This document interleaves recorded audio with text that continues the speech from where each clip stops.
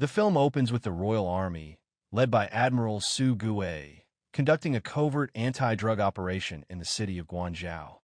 During the raid, the soldiers successfully apprehend drug dealers and users, seizing a significant amount of narcotics as evidence. Upon securing the drugs, Admiral Su Gue orders his men to destroy them. Later that night, Admiral Su Gue gathers with high-ranking officials to discuss strategies for eradicating the rampant drug trade plaguing their city.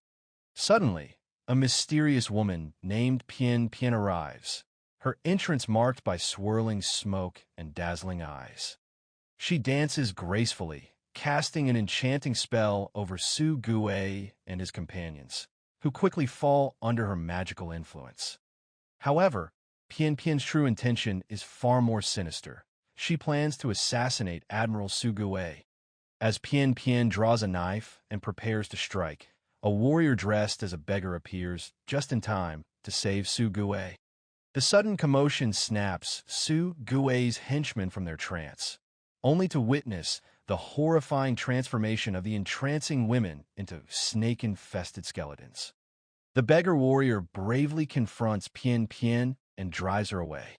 Introducing himself, the warrior reveals his name as Lu Jiang and claims to be the kung fu master of Su Gue's son.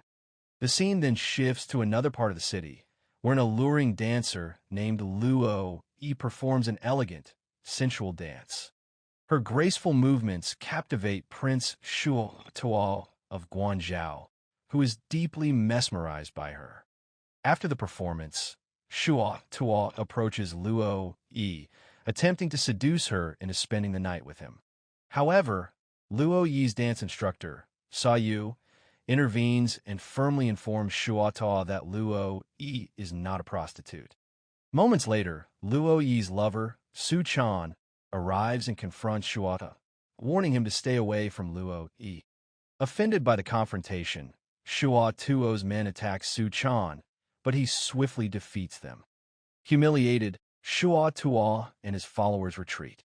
Later, at Luo Yi's home, Su Chan visits her in her room and presents her with a family heirloom, a pendant key passed down from his late mother.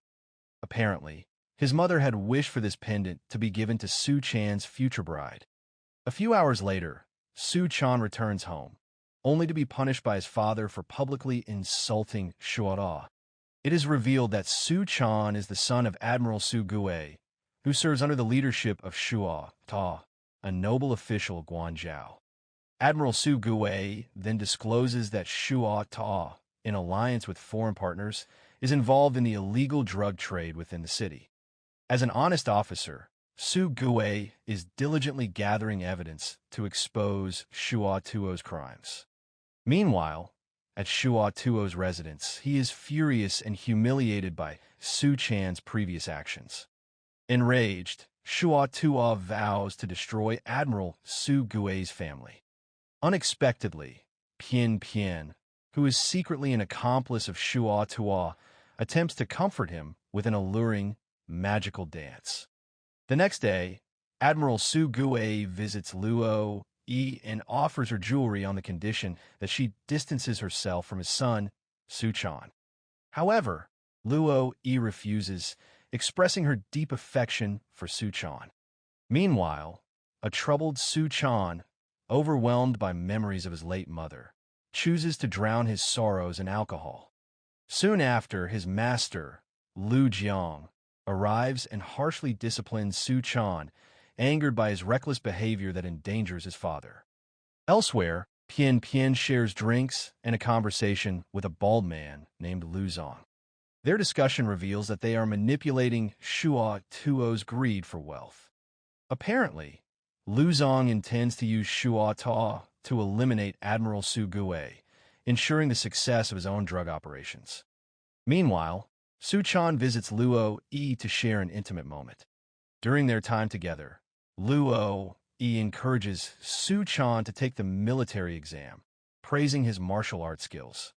This suggestion infuriates Su Chan, as it reminds him of his mother's death, a loss he attributes to his father's insistence that he join the military. Sensing his distress, Luo Yi promises that she will marry Su Chan once he becomes a soldier. Reluctantly, Su Chan agrees, feeling he has little choice. Upon hearing that Su Chan has decided to take the military exam, Admiral Su Gue is overjoyed. In contrast, Shua Tuo, Lu Zong, and Pian Pian meet to discuss their drug business. Their meeting is interrupted by a soldier reporting Su Chan's upcoming military exam. Seizing the opportunity, Pian Pian presents a mysterious potion to Shua Tuo, explaining her plan. The potion is designed to induce severe addiction, and she intends to use it on Su Chan to manipulate him for their own gain. The following day, Su Chan visited his mother's grave to pray and share his intention to take the military exam. While he was deep in reflection, Pian Pian suddenly appeared, hypnotizing Su Chan by disguising herself as his beloved Luo Yi. Confused and overwhelmed, Su Chan fainted. Shortly after, his father's aide arrived to wake him, reminding him that the military exam was about to begin. Later, during the military examination, Su Chan fought valiantly, winning the initial rounds and ultimately emerging as the champion. The judges were impressed by his martial prowess. However, Su Chan suddenly began trembling, his body racked with cold shivers. This unexpected reaction raised suspicions, leading to accusations that Su Chan was addicted to drugs. Unable to defend himself, Su Chan was imprisoned in the city's central jail. Upon hearing of his son's imprisonment, Admiral Su Gue rushed to the prison. At the prison, Admiral Su Gue demanded Su Chan's release, believing his son incapable of drug use. Soon after, Shua Toa arrived and offered to free Su Chan if Admiral Su Gue agreed to cooperate with him. However, Su Gue firmly refused, staying true to his mission of eradicating the drug trade in his city. That night, Shua Tuo's special forces raided Admiral Su Gue's residence, slaughtering everyone inside. Later, one of Shua Tuo's men reported that they found nothing incriminating in Su Gue's home. Nevertheless, Shua ordered his men to search for any evidence of his crimes. Meanwhile, Luo Yi visited Shua Ta, pleading for Su Chan's release. Initially, Shua Tuo refused, but when Luo Yi offered to do anything in exchange for Su Chan's freedom, Shua Tuo agreed, exploiting the situation to his advantage. The next day, upon learning of his family's death and his entrapment by Shua Ta, Su Chan was consumed by rage. He stormed Shua Tuo's residence, defeating his guards. Just as Su Chan was about to confront Shua, Luo Yi appeared from within the house. Shocked and heartbroken, Su Chan stood frozen. Shua Ta cruelly claimed that he had spent the previous night with Luo Yi, further crushing Su Chan's spirit. Devastated, Su Chan lost his will to fight and was brutally beaten by Shua Tuo's men. Left severely injured, Su Chan was discarded at the market's edge. He wandered aimlessly until collapsing unconscious. Days later, he awoke at his master's residence. Soon, Luo Yi came to see him, but Su Chan, bitter and resentful, refused to speak to her. Nevertheless, Luo Yi approached, apologizing and explaining that she had accepted Shua Tuo's advances solely to secure Su Chan's freedom. She returned the key pendant Su Chan had once gifted her, believing herself unworthy of him. Initially, Su Chan dismissed her explanation, prompting Luo Yi to leave. However, moved by her sacrifice and love, Su Chan called her back, finally understanding the depth of her devotion. As time passed, Su Chan became addicted to the narcotic concoction created by Pian Pian. His frequent outbursts and uncontrollable rage left Luo Yi struggling to care for him. Eventually, his master, Lu Jiang, offered him a special wine, aiming to break Su Chan's addiction. Day by day, Su Chan consumed the traditional wine and gradually overcame his dependence on drugs, though he developed a new addiction to the wine itself. Afterwards, Lu Jiang taught Su Chan a legendary martial arts technique known as the Drunken style.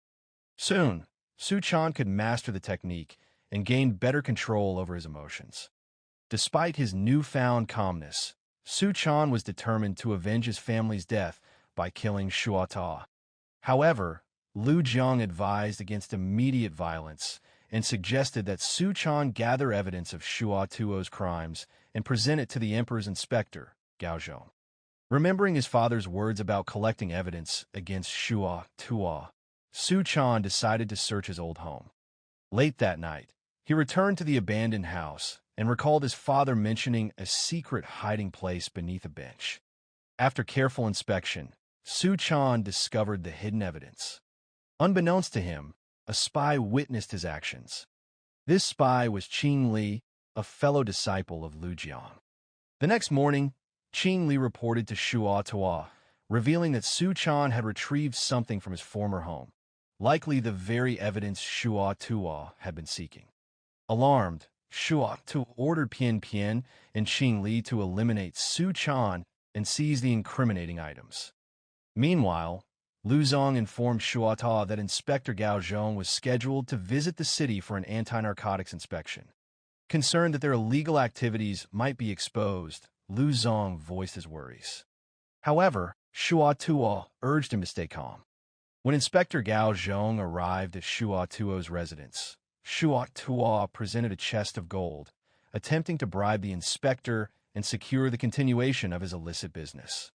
Though hesitant, Inspector Gao Zhong surprisingly accepted the bribe. Meanwhile, at the beggar's sect, Master Beijing arrived unexpectedly with Pian Pian and Shuo Tuo's men, launching an attack on Lu Jiang's other disciples. Fortunately, Su Chan and Lu Jiang soon appeared to confront them. Amid the fierce battle, Qing Li, the traitor, managed to stab Lu Jiang repeatedly, leaving him fatally wounded. As a result, Qing Li, Pian Pian, and their followers then fled the scene. Acting quickly, Su Chan rushed to his dying master. In his final moments, Lu Jiang passed his staff to Su Chan, symbolizing his new role as the leader of the beggar's sect. The following day, Luo Yi's female friend approached Su Chan with grave news. Luo Yi had been kidnapped by Pian Pian. Without hesitation, Su Chan hurried to the place where Luo Yi was held. Upon arrival, Su Chan was forced to hand over the evidence of Shuo Tuo's crimes in hopes of securing Luo Yi's release. However, Pian Pian betrayed him, ordering her men to attack. Despite being outnumbered, Su Chan swiftly defeated Pian Pian's followers, including the traitor Qing Li. Pian Pian managed to escape, delivering the incriminating evidence to Shuo Ta. Later, while Su Chan was tending to Luo Yi, a pigeon arrived carrying a letter. Elsewhere, Shuo Tuo and his allies gathered at the drug warehouse for a shipment. Unexpectedly, Inspector Gao Zhong arrived with his troops, surrounding the area to arrest Shuo Tuo and his accomplices. Inspector Gao Zhong then revealed that Su Chan had already informed him of Shuo Tuo's crimes. From the moment he arrived in the city, Inspector Gao Zhong had been aware of Shuo Tuo's illegal activities. Pretending to be unaware and accepting the gold bribe was a strategy to avoid suspicion. Exposed, Shuo Tuo chose to fight, leading to a massive battle between his forces and the government troops. Not only that, Su Chan's beggar sect also joined the fight. During the battle, Su Chan defeated Pian Pian before confronting Shuo Ta. Although Shuo Tuo proved to be a formidable opponent, an unexpected moment turned the tide. A jar of his master's special wine fell, spilling directly into Su Chan's mouth. Empowered by the wine, Su Chan unleashed his Drunken Fist technique, ultimately defeating Shuo Ta. In the aftermath, Shuo Tuo and his henchmen were imprisoned. Not only that, Su Chan was also appointed as the city admiral, following his father's footsteps, and officially married Luo Yi. The story concludes with their union. Moral lesson from the story: if a magical dancer tries to hypnotize you, just say no. She's definitely not there to help. Also, if your master gives you special wine, drink it carefully. It might cure your addiction but turn you into a kung fu wine addict.